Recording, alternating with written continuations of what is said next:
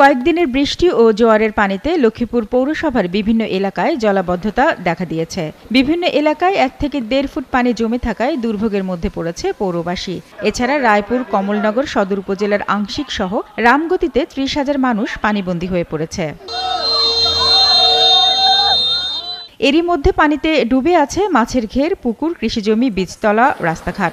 পুল culvert ক্ষতিগ্রস্ত হওয়ার পাশাপাশি যোগাযোগ ব্যবস্থা ভেঙে পড়েছে। এলাকার লোকজন জানান, রামগতি ও কমলনগর উপজেলার প্রায় 32 কিলোমিটার মেঘনার তীর রক্ষা বাঁধ নির্মাণ প্রকল্পের কাজ শেষ না করে কাজ চলমান রাখায় এ দুর্ভোগ। এই বেড়িবাঁধ যদি না দেয় তাহলে এই জোয়ারের ভিত্তির দিনই এই ভিত্তিবারেই মনে করেন ক্ষয়ক্ষতি হইব। জোয়ারের পানি, বৃষ্টির পানি ক্ষয়ক্ষতি হয়েছে।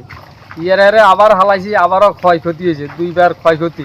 আমরা এই বাস চালানোর আদি খেতে পারি না, পোলাইন ল্যাঙ্গ অনেক কষ্ট।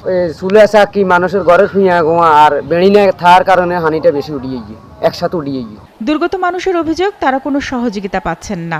বারবার মানে রাস্তাঘাট সব ডুবে গেছে, আমরা থাকার সমস্যা হয়েছে, খাওয়া দাওয়ার সমস্যা হয়েছে। এখন তো মন পানি জাল আসে পানির তোলে, এই জ্বালা কোনো রকম পানি না গেলে থাকবো না, হচ্ছে দেবো।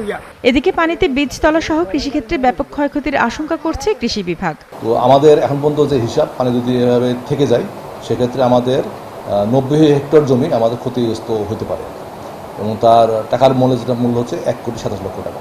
আর পাউবো কর্মকর্তারা বলছেন, মেঘনার তীর রক্ষা বাঁধ নির্মাণ প্রকল্পের কাজ চলমান রয়েছে। ইতিমধ্যে আমরা অধিকাংশ দৈর্ঘ্যে আমরা রিভার ট্রেনিং কাজটা সম্পন্ন করেছি।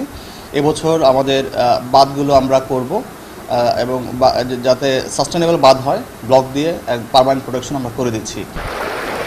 শারমিন স্বপ্না, 71।